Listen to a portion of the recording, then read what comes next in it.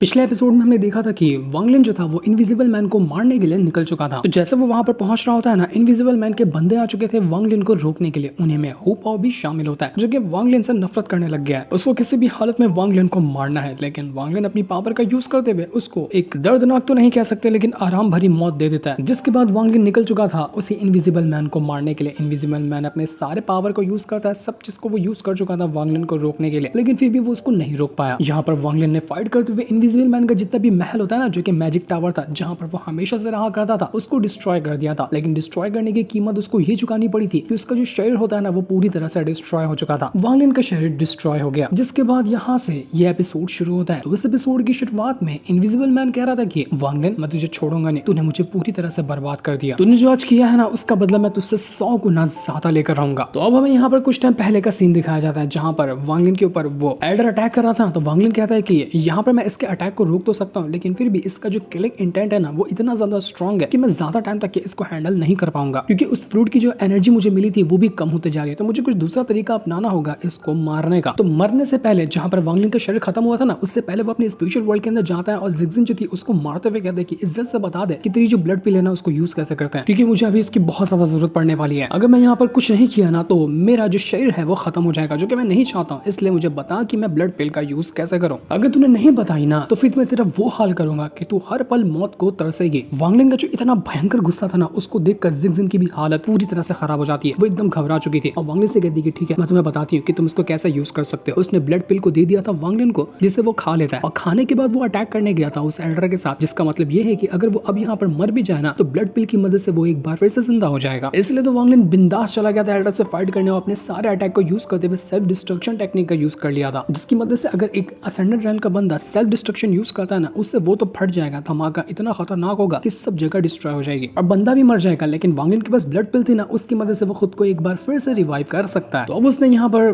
Magic tower को तोड़ा, उस एडर की वाट लगा दी, सब कुछ को उसने यहाँ पर बर्बाद करके रख दिया। और सब होने के बाद हम वापस से थोड़ी दूर का एक सीन देखते हैं, जहाँ पर एक बंदा दोबारा से क्रिएट होने लग जाता है। ये बंदा कोई और नहीं बल्कि अपना वांग लिन ही था, जो कि ब्लड पिल के इफेक्ट की वजह से एक बार फिर से वो जिंदा हो गया था। बंदा मर के जिंदा हुआ, वो भी एकदम धमाकेदार एंट्री मारते हुए। उसका ऑरा जो होता है ना, इतना कमाल का था कि पूरे जंगल में मानो आग लग गई। क्या ठासु वो दिख रहा होता है। लेकिन अभी भी उसकी हालत जो थी ना, थोड़ी बहुत खराब होती, क्योंकि अभी कोई इंसान मर के जिंदा होगा तो उसको तकलीफ तो होनी थी। वांग लिन कहता है कि यार, ब्लड पिल की जो पावर है ना, वो बहुत ज्यादा हार्ड है। मुझे लगा था थोड़ी हल्की होगी, लेकिन ये तो काफी ज्यादा दर्द से भरी हुई है। दोबारा जिंदा तो करता है, लेकिन बहुत ज्यादा कमजोर कर देता है। लेकिन अब मैं जानता हूँ कि मैंने मैजिक टावर तो डिस्ट्रॉय कर दिया, लेकिन वो जो इनविजिबल मैन है ना, वो अभी तक शांत नहीं बैठा होगा। वो जरूर प्लान बना रहा होगा मुझे मारने का। तो मुझे उससे बचने के लिए या उसको मारने के लिए कोई प्लान बनाना पड़ेगा, और इस चीज में काम आने वाला है वो एंशिएंट डीमन स्पिरिट। तो मुझे वापस से जाना चाहिए उस इनविजिबल मैन के पास, ताकि मैं जाकर उसकी जान ले सकूं। तो वो वहां पर जाने के लिए निकल चुका था। उसी तरह से वो इनविजिबल मैन अभी भी इंतजार कर रहा होता है कि कब वांग लिन यहाँ पर आएगा, क्योंकि उसको गारंटी से पता था कि वांग लिन इतनी आसानी से मारा नहीं होगा। वो जरूर उसके पास लौट कर आएगा, बस उसको उसी लम्हे का इंतजार है। तो वांग लिन के आने से पहले ना, वो यहाँ पर अपनी तैयारी करना शुरू कर चुका था। वो अपनी पावर को और ज्यादा इंक्रीज करने लगता और किसी तरह का डिमोनिक फॉर्मेशन वो क्रिएट कर चुका था, ताकि जब भी वांग लिन यहाँ पर आए ना, वो उसकी जान ले ले। इसके बाद होता ये कि वो जो इनविजिबल मैन था, पहले से और ज्यादा भयंकर, काफी ज्यादा मिस्टीरियस लग रहा था। इतना डेंजरस वो दिख रहा होता है जिसका हिसाब भी नहीं लगाया जा सकता। पूरा वो डीमन बन चुका था। और फिर वो कहने लग जाता है कि वांग लिन, अगर तू यहाँ पर आया ना, तो तेरी वो सबसे बड़ी भूल होगी। अगर बच गया तो जहाँ हो सकता है वहां भाग जा। मैं तुझे नर्क में भी ढूंढ कर तुझे बाहर निकालूंगा, तेरी जान लूंगा। तो वहीं वांग लिन जो होता है, उसको यहाँ पर मदद चाहिए थी उसे एंशिएंट डीमन स्पिरिट की। तो वो उसी जगह पर जाने के लिए निकल चुका था, जहाँ पर वो डीमन स्पिरिट ने कहा था कि 3 महीने बाद तुझे आकर मिलना है। तो वांग लिन कहता है कि यार, गड़बड़ हो गई। मैं तो 10 साल तक के कल्टीवेशन के लिए बैठ गया था, और अब मैं 3 महीने का छोड़कर 10 साल बाद जा रहा हूँ। क्या एंशिएंट डीमन स्पिरिट मुझसे नाराज होगा क्या? तो जैसे वो जा रहा था ना उस एंशिएंट डीमन स्पिरिट के पास, उससे पहले ही वहां पर वो जो इनविजिबल मैन होता है ना, वो आकर पहुंच चुका था। अब वो ट्रांसफॉर्म हो गया था, तो पहले से काफी ज्यादा मिस्टीरियस, और उसका हल्का हल्का ना चेहरा भी दिख रहा होता है, क्योंकि इससे पहले वो नजर नहीं आता था, लेकिन इस बार ट्रांसफॉर्म होने के बाद उसका हल्का हल्का चेहरा नजर आ रहा था। तो वांग लिन को ये चीज देखकर ना थोड़ा सा अजीब लगता है। वो कहता है कि वो जो लिंथियान ने ना अपने कई सारे डिसाइपल को यहाँ भेजा था, मुझे ऐसा क्यों लग रहा है कि इनमें से ही कोई एक ये डिसाइपल है जिसके ऊपर ये जो आर्मर लगा हुआ है, उसने ही अपना कंट्रोल बना लिया है। इसी वजह से ये जो डिसाइपल होगा लिंथियान का, वो इतना ज्यादा डिमोनिक हो गया, वो अपने खुद के होश में नहीं है कि वो कर क्या रहा है। पर अब जो भी ये हो, कहां से भी क्यों ना आया हो, इसका मतलब एक ही है कि मेरी जान लेना। तो मुझे इससे बचना है और इसको खत्म भी करना है। वो इनविजिबल मैन यहाँ पर अपनी पावर का यूज करते हुए वांग लिन के ऊपर एक से बढ़कर एक अटैक करने की कोशिश करता है, लेकिन वांग लिन ने अपनी पावर का यूज करते हुए उसके अटैक को रोके जा रहा था, ताकि वो उसकी जान ले सके। लेकिन वो इनविजिबल मैन पहले से काफी ज्यादा स्ट्रॉन्ग हो चुका था। वो अपना पूरा गुस्सा उतार रहा होता है वांग लिन के ऊपर। वांग लिन उसके अटैक को रोकने की कोशिश करता, लेकिन वो उतना ज्यादा अच्छे से वो रोक नहीं पा रहा था, क्योंकि अभी तो वो मरकर जिंदा हुआ है। वो अपनी पावर को ढंग से रिकवर भी नहीं कर पाया था, कि उससे पहले ये मुसीबत बनकर यहाँ पर आकर पहुंच गया।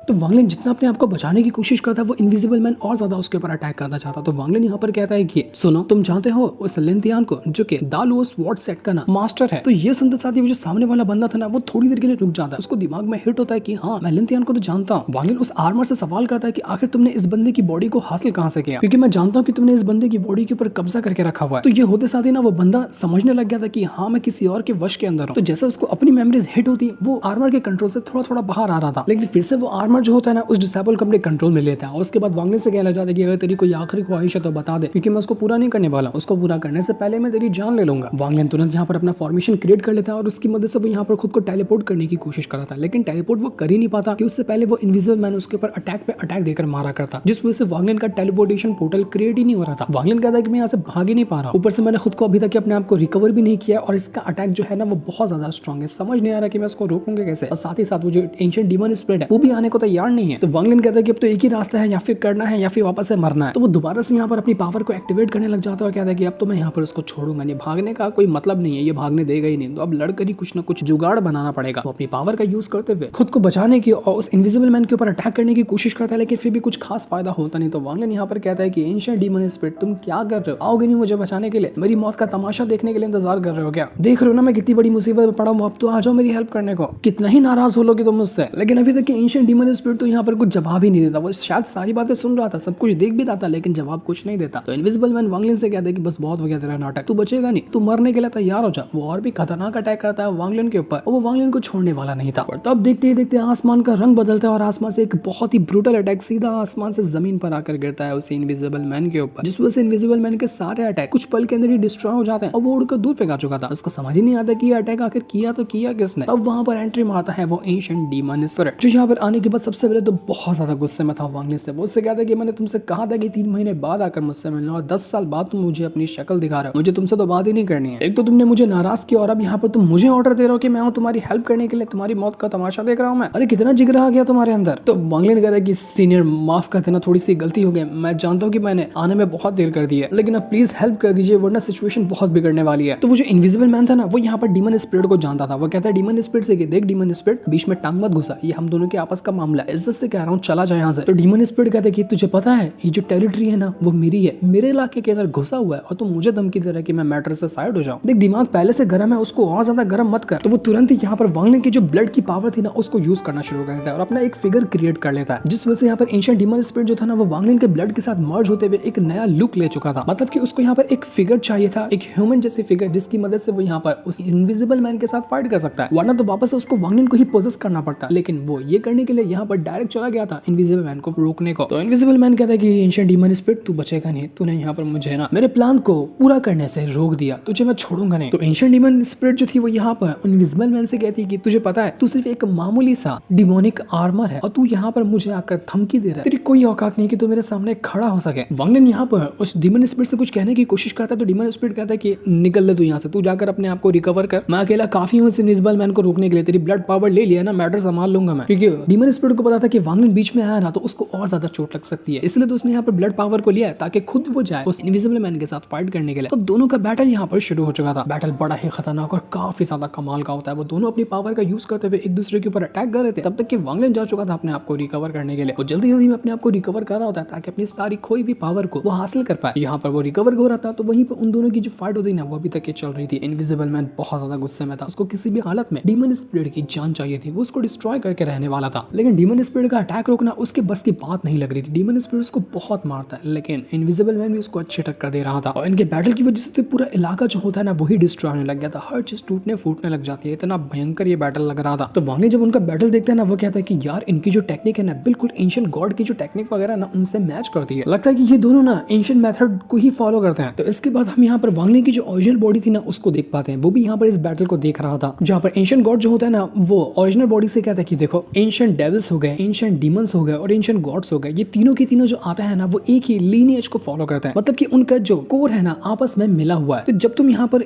इस बैटल को देख रहे हो ना, इसकी मदद से तुम्हें एनलाइटमेंट मिलेगा, तुम समझ पाओगे कि तुम एंशिएंट गॉड के मेथड को, उनकी टेक्निक को किस तरह से परफॉर्म करोगे। तो इस फाइट को तुम अच्छे से देखो। तो ओरिजिनल बॉडी भी यहाँ पर इस बैटल के अंदर ना पूरा फोकस लगा देता है, वो यहाँ पर इस बैटल को देखने लग गया था, जहाँ पर वो जो इनविजिबल मैन होता है ना उसकी हालत खराब होने लग गई थी। यहाँ पर एंशिएंट गॉड जो होता है वो ओरिजिनल बॉडी को और क्लोन बॉडी को दोनों को यहाँ पर थोड़े थोड़े स्टेप्स बता रहा था और एंशिएंट गॉड मेथड से जुड़ी हुई चीजें सिखाने की कोशिश कर रहा होता है, ताकि ये दोनों अपने आप की अंडरस्टैंडिंग को और बेहतर बना सके।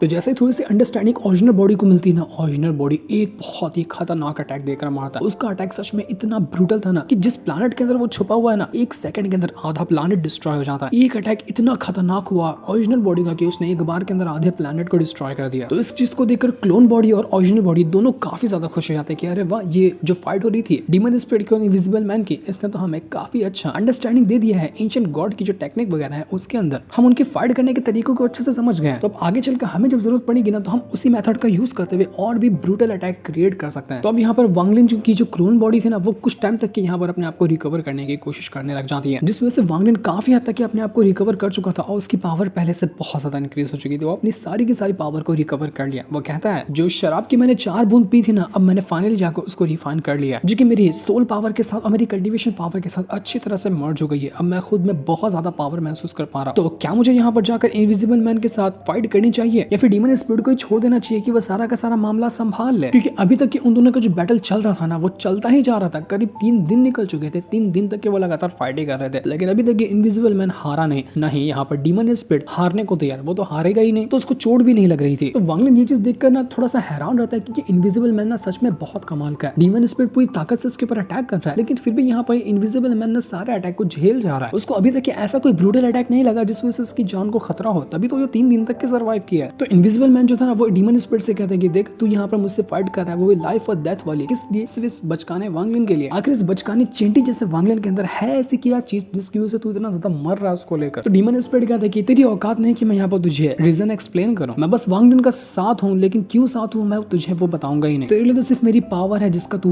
अभी अटैक झेलने वाला है। वो यहाँ पर और ज्यादा अटैक करना शुरू कर देता है उसी इनविजिबल मैन के ऊपर। तो यहाँ पर इनविजिबल मैन कहता है कि मुझे लगता है ना वांग लिन से तेरा कुछ ना कुछ तो फायदा है, लेकिन तू जो सोच रहा है ना वैसा कुछ होगा नहीं, ये वांग लिन कुछ कर नहीं सकता। और वैसे भी अगर तूने यहाँ पर मुझे मार दिया ना, तो मेरा जो मास्टर है वो तुझे छोड़ेगा नहीं। और वैसे इनविजिबल मैन का कौन सा मास्टर है वो तो उसने नहीं बताया, सिर्फ कहा कि मास्टर मेरा छोड़ेगा नहीं अगर तूने मेरी जान ले तो। लेकिन यहाँ पर डीमन स्पिरिट को कोई फर्क ही नहीं पड़ता, वो कहता है कि अबे जा रहने दे। लेकिन वांग लिन समझ चुका था कि असल में जो इनविजिबल मैन है ना, इसका जो मास्टर होगा वो एंशिएंट डेविल होगा। अब जैसे कि एंशिएंट डीमन है, एंशिएंट गॉड्स है और एंशिएंट डेविल्स है ना, तो इसका मास्टर हो सकता है कि एंशिएंट डेविल हो। तो वांग लिन कहता है कि अगर बाय चांस से इनविजिबल मैन यहाँ से भागा ना, तो पक्का ये जाकर एंशिएंट डेविल को सारी बात बता देगा। इससे होगा ये कि आगे का जो मेरा सफर है वो और ज्यादा मुश्किल हो सकता है। तो अब लगता है कि मुझे भी मैदान में कूदना पड़ेगा, मैं जा रहा हूँ इस इनविजिबल मैन को इसका सही ठिकाना दिखाने के लिए। वांग लिन कहता है कि अब तैयार होना पड़ेगा रूथलेस बनने के लिए। वो तुरंत ही अंडरवर्ल्ड फिंगर को यूज करता है और उसके बाद वो अपनी पावर का यूज करते अपनी सोल फ्लैग को भी बाहर निकाल चुका था। वो अटैक रेडी कर रहा था ताकि वो इस इनविजिबल मैन को पूरी तरह से डिस्ट्रॉय कर सके। डीमन स्पिरिट और जब वांग लिन एक साथ होंगे ना, तो वो इनविजिबल मैन का बच पाना बिल्कुल नेक्स्ट टू इम्पॉसिबल होगा। वांग लिन यहाँ पर वो जो होप से उसने सोल को लिया था उसको भी बाहर निकाल लेता है। अंडरवर्ल्ड रिवर को यूज कर चुका था, सोल फ्लैग को यूज कर चुका था, इमॉर्टल स्वॉर्ड को यूज कर चुका था, हाफ मून ब्लेड को यूज कर चुका था और साथ ही साथ वो यहाँ पर अपने सोल को भी यूज कर लेता है। मतलब कि जितने भी अटैक उसके पास है ना, उसने सारे के सारे अटैक एक साथ रेडी कर लिए। सोल की तो हालत खराब हो गई थी कि मास्टर आपने मुझे इस शैतान जैसे इनविजिबल मैन से लड़ने के लिए बुलाया क्या? ये थोड़ा ज्यादा नहीं हो गया? लेकिन वांग लिन का गुस्सा देखकर वो घबरा जाता है कि नहीं मास्टर, जाता हूँ ना, मैं अभी जाता हूँ, इस इनविजिबल मैन की वाट लगा के रहता हूँ। वांग लिन यहाँ पर कहता है इनविजिबल मैन से कि इनविजिबल मैन, आज ना मैं अपने हर एक चीज दांव पे लगाने के लिए तैयार हूँ। किस चीज शर्त पे? पता है कि आज मैं तेरी सोल को भी डिस्ट्रॉय कर दूंगा। अगर नहीं डिस्ट्रॉय किया ना तो मेरा नाम वांग लिन नहीं। और वांग लिन अपने रूथलेस अवतार के अंदर आकर पहुंच चुका था। वो यहाँ पर अपने और भी ज्यादा अटैक को रेडी करना शुरू कर देता है। वो अपनी पावर को यूज करता है और उसके बाद वो तैयार था इनविजिबल मैन को वो नर के दर्शन कराने के लिए। वो अपने अंडरवर्ल्ड रिवर की मदद से एक स्वॉर्ड को क्रिएट करता है और उसके बाद वो सीधा अटैक देकर मार देता है उसी इनविजिबल मैन के ऊपर। जिससे होता है कि जैसे ये अटैक उसको लगा था ना, वो इतना दूर जाकर फेंका जाता है, उसकी हालत खराब हो चुकी थी और उसके पर खच्चे उड़ जाते हैं, वो खून की उल्टियां करते हुए नहीं दिख रहा था। तो ये देख के वो जो इनविजिबल मैन होता है वो कहता है कि यार लग गया मेरे, अब ये डीमन स्पीड था, अब वांगलिन भी आ गया, लगता है यहाँ से भागना ही पड़ेगा, मैं बाद में आकर इन दोनों के ऊपर अटैक कर दूंगा। तो वो तुरंत वहां से भागने की कोशिश करता है, लेकिन वांगलिन कहता है कि अबे इतनी जल्दी कहाँ भाग रहा है, अभी तो मैंने मजा लेना शुरू भी नहीं किया था, अभी से तू भागने लग गया। तो वांगलिन उसको दौड़ाना शुरू करता है। जैसे वो उसको दौड़ा रहा था ना, वो इनविजिबल मैन भी कुछ अटैक यूज करता है ताकि वांगलिन को रोका जा सके। तो वांगलिन भी यहाँ पर अपने स्लॉटर आर्ट को यूज कर चुका था, उसकी मदद से वो यहाँ पर उस इनविजिबल मैन को मारना शुरू करता है। डीमन स्पिरिट तो अब यहाँ पर तमाशा देख रहा था, वो कहता है कि अरे यार मैं तो थक गया, चल अब वांगलिन तो यहाँ पर इस फाइट को कंटिन्यू कर, मैं देखता हूँ शो, तूने बहुत मेरा शो देख लिया, अब मेरी बारी है। तो वांगलिन अपने स्लॉटर आर्ट का यूज करते हुए ना उस इनविजिबल मैन के सारे अटैक को डिस्ट्रॉय कर रहा था, और इनका जो बैटल होता है वो बहुत ज्यादा कमाल का था। अब वांगलिन खुद को रिकवर किया तो उसको कसरत करने के लिए कुछ तो चाहिए था ना, तो वो चला गया इनविजिबल मैन के साथ फाइट करने के लिए। इनविजिबल मैन उससे कहता है कि तेरी कल्टीवेशन के हिसाब से ना तू मेरा एक बाल तक बाका नहीं कर सकता, तुझे ज्यादा खुश होने की जरूरत नहीं है, तुझे तो कुछ भी नहीं कर पाएगा मेरा। लेकिन वांगलिन कहता है कि वो तो बेटा टाइम ही बताएगा कि मैं क्या कर सकता हूँ तेरा, और जो करूंगा ना जिसके बारे में तूने सोचा भी नहीं होगा। तो वांगलिन तुरंत यहाँ पे अपने दाव की पावर को यूज करता है, और दाव हार्ट की पावर का यूज करते वो इतना ब्रूटल अटैक देकर मार देता है इनविजिबल मैन के ऊपर कि उसका अटैक उसके आर पार होकर जा चुका था, जिस वजह से इनविजिबल मैन का जो डिवाइन सेंस होता है ना वो बैलेंस अपना खो देता है, वो एकदम अनस्टेबल हो चुका था, उसका जो मैजिक टावर था वो डिस्ट्रॉय हुआ, उसका डिवाइन सेंस बिल्कुल बैलेंस खो दिया, और वो कुछ भी करने के लायक नहीं बचा था, उसकी हालत पूरी तरह से खराब हो चुकी थी। उसको या तो यहाँ से भागना होगा या तो उसके चांसेस है कि वो यहाँ पर मर जाएगा।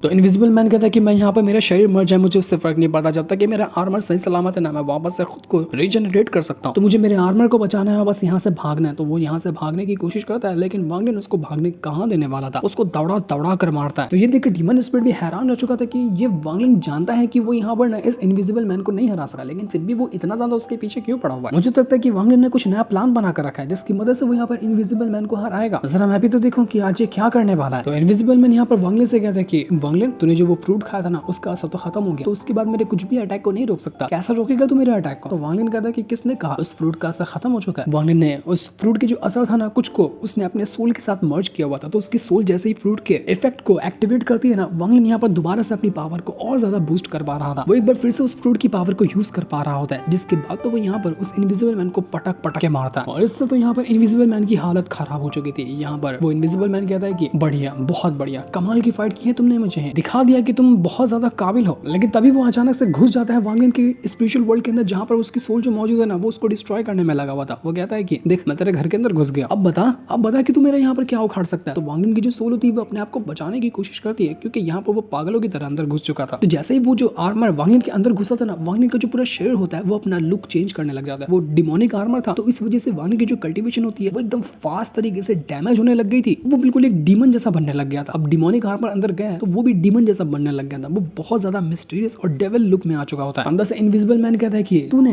यहाँ पर ना बहुत बड़ी गलती की है, मुझसे पंगा लेकर अब मैं तेरा वो हाल करूंगा कि तू खाली मौत को तरसेगा, तो बिल्कुल एक शैतान बन जाएगा, डेविल जैसा। वांगलिन का हमें यहाँ पर एक डेविल वाला लुक देखने मिलता है, जो कि कमाल का तो बहुत लग रहा था, लेकिन बेचारा इस लुक में वांगलिन ना तकलीफ में होता है, क्योंकि उसकी ओरिजिनल कल्टीवेशन यहाँ पर धड़ल्ले से डिस्ट्रॉय होते जा रही थी, और हर जगह पर वो डेविल पावर जो थी ना वो अपना कब्जा कर रही थी, जिससे होता ही है कि वांगलिन की हालत पूरी तरह से खराब हो जाती है, और वो बिल्कुल बेहोश होने लग गया। तो वो ऊपर से नीचे गिर रहा होता है ना, तो जो डीमन स्पिरिट होती है वो तुरंत यहाँ पर वांगलिन को संभालता है। वो खुद भी परेशान हो चुका था कि यार अब क्या होगा, वांगलिन की तो यहाँ पर हालत पूरी तरह से खराब हो चुकी है, उसको वो डेविल पावर ने ना अपने कंट्रोल में ले लिया। लेकिन डीमन स्पिरिट को पता था कि वांगलिन यहाँ पर ना इतना बेवकूफ तो नहीं है, उसने जानबूझकर ये किया होगा। वो कहता है कि वांगलिन मुझे पता है कि तू ना इस आर्मर को रोकने के लिए इसको जानबूझ के अपने स्पिरिचुअल वर्ल्ड के अंदर लेकर गया, ताकि वहां जाकर उसको परमानेंटली अपने अंदर ट्रैप करके रखा जा सके। उम्मीद करता हूँ कि जो तूने प्लान बनाया है ना उसमें तो सफल रहे, और तू अपने आप के ऊपर कोई बोझ ना डाले, अपने आप को नुकसान ना पहुंचा दे। देख 3 दिन तक मैंने यहाँ पर इस इनविजिबल मैन से फाइट की है, वो भी तेरे लिए, तो तू यहाँ पर मरना मत। अगर तू मर गया ना तो मेरी सारी की सारी मेहनत वेस्ट हो जाएगी, और जितना भी मैंने तेरे लिए मेहनत की है उसका कोई मुझे फल मिलेगा ही नहीं। तो मैं चाहता हूँ कि तू यहाँ पर किसी भी हालत में वो आर्मर को रोक, और जो तूने रिस्क लिया है ना इतना बड़ा, इसमें तू कामयाब होकर दिखा। तो कुछ भी खो नहीं सकता है, वरना तो मेरी भी वाट लगने वाली है। तो वो जो डीमन स्पिरिट होता है वो जाते जाते यहाँ पर थोड़ी सी अपनी और पावर को भी वांगलिन के साथ ट्रांसफर कर देता है, ताकि वो जो आर्मर गया है वांगलिन के अंदर वो ज्यादातर वांगलिन के ऊपर अच्छी तरह से कंट्रोल ना बना सके, और वांगलिन को थोड़ी हेल्प मिले अपने आप के होश में रहने को, क्योंकि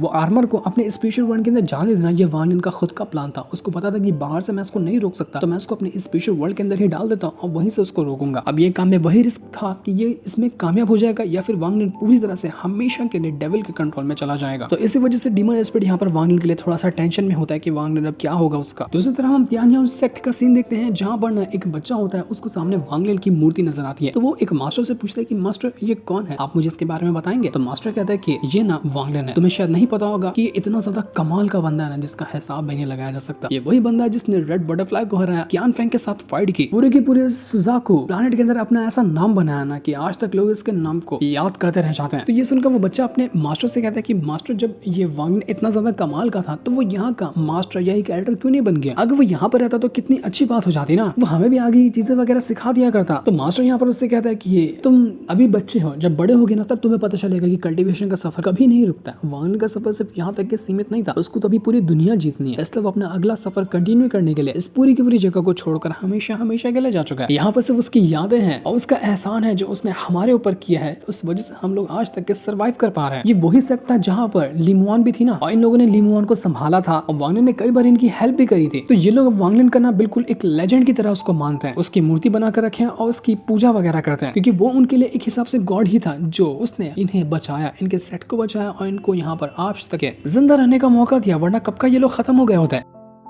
तो इसके बाद हम यहाँ पर वांग लिन की सोल को देखते हैं, जहाँ पर इतने सारे लोगों की जब दुआएं वांग लिन को मिली थी ना, तो उसके बाद वो कहता है कि मैंने फाइनली इस जो आर्मर है ना इसको कंट्रोल में ले लिया है। बहुत टाइम की मेहनत लगी, करीब 1 महीने का टाइम लगा, लेकिन फिर भी मैंने यहाँ पर इस आर्मर को पूरी तरह से अपने कंट्रोल में कर लिया। लेकिन अभी तक कि मैंने उसको पूरी फुल तरह से रिफाइन नहीं किया, ये अभी भी मेरे लिए एक खतरा बना हुआ है, लेकिन मैं इसको ऐसे जाने तो नहीं दूंगा। मेरी जो प्राइमरी सोल है ना वो तो एक रहेगी, और मैं सोच रहा हूँ कि इसको अपनी अगली वाली सोल बना लो। तो एक जो सोल रहेगी वो मेरी कल्टिवेशन से जुड़ी हुई रहेगी, और जो दूसरी सोल रहेगी ना वो बिल्कुल एक डेविल स्पिरिट वाली रहेगी। तो जब चाहो मैं डेविल स्पिरिट की भी पावर को यूज कर पाऊंगा, अगर मुझे जरूरत लगी तो ये मेरी बनेगी सेकंड स्पिरिट, जब मेरे साथ रहेगी इसी स्पिरिचुअल वर्ल्ड के अंदर। लेकिन उससे पहले मुझे पूरी तरह से इसको कंट्रोल में लेना है, ताकि आगे चलकर कभी भी ये मेरे लिए खतरा ना बन सके। मतलब कि वांग लिन अब चाह रहा था कि उसका जो डेविल वाला लुक है ना उसको भी वो एक परमानेंट लुक में बदल ले, जब वो चाहे वो डेविल पावर का यूज कर पाए। एंशिएंट गॉड की पावर तो वो यूज ही कर सकता है, तो अब डेविल वाली पावर को भी यूज करेगा तो कमाल की बात हो जाएगी। तो वांग लिन की जो डेविल वाली सोल थे ना उसके लिए थोड़ी सी अलग जगह होती है, और नॉर्मल वाली जो सोल है उसके लिए अलग जगह होती है स्पिरिचुअल वर्ल्ड के अंदर ही। वांग लिन कह रहा था कि जब मैं इस डेविल वाली पावर को यूज करता हूँ और यूज करने के बाद जब मैं अपनी अंडरवर्ल्ड फिंगर यूज करता हूँ ना, तो इसका जो अटैक होता है वो बहुत ज्यादा कमाल का होता है। मतलब कि मेरी अंडरवर्ल्ड फिंगर की पावर जो है ना वो भी इस डेविल पावर से मैच करती है। तो ये डेविल वाला जो मेरा लुक है वो मेरी हेल्प कर रहा है बाकी के जितने भी अटैक वगैरह ना उसको और ज्यादा बूस्ट करने के लिए। तो जब मुझे ऐसा जरूरत पड़ेगी ना मैं ये डेविल लुक का इस्तेमाल कर सकता हूँ। तो जैसे वांग लिन वहां से जा रहा था ना, वो डीमन स्पिरिट कहता है कि वांग लिन जा रहे हो ऐसे ही क्या, वापस से 10-15 साल के लिए छोड़ के जाने का तो इरादा नहीं है ना? तो वांग लिन उससे कहता है कि सीनियर, आपने मेरी दूसरी बार भी हेल्प की है और कितनी बार हेल्प करेंगे आप, मैं ना आपका आभारी हूँ। आपने मुझ पर बहुत सारे एहसान किए और आपके एहसान को मैं कभी नहीं भुला सकता, और वादा करता हूँ इस बार जो मैं जा रहा हूँ ना, मैं आपका ही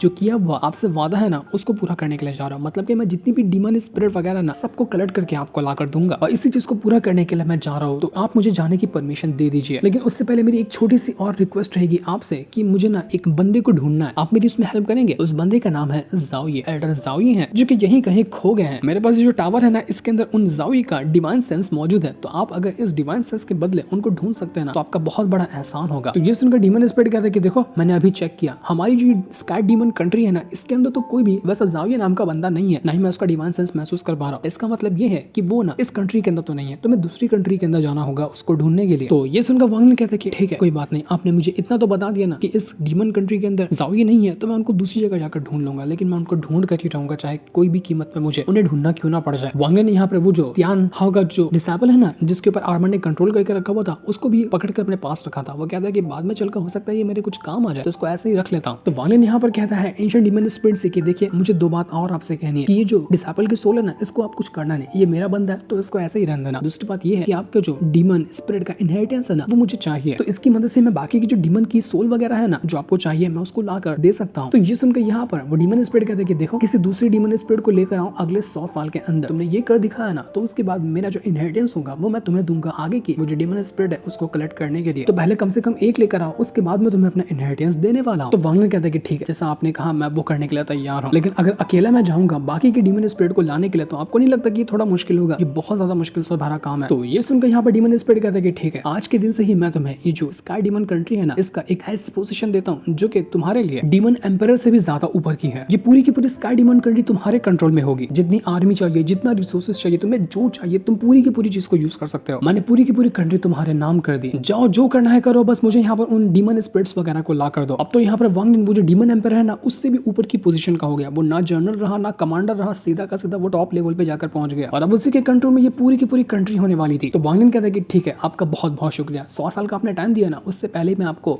एक डीमन स्पिरिट लाकर जरूर दूंगा। तो इतना कहने के बाद वांग लिन जो था ना, वो वहां से जा चुका था। जिस दिन को दिखाते हैं साथ ही ये वाला एपिसोड यहीं पर एंड हो जाता है। और दोस्तों, मैंने सेकंड चैनल पे ना एक बहुत ही कमाल की न्यू सीरीज को एक्सप्लेन किया, जिसकी स्टोरी इतनी ज्यादा यूनिक है ना कि आपको उसको देखकर मजा ही आ जाने वाला है। मैं उसका लिंक यहाँ पर डाल दूंगा, आप यहाँ पर क्लिक करके ना उस सीरीज को देख सकते हैं। उम्मीद है कि आपको वो जरूर पसंद आने वाली है। और तब तक के लिए थैंक्स फॉर वॉचिंग।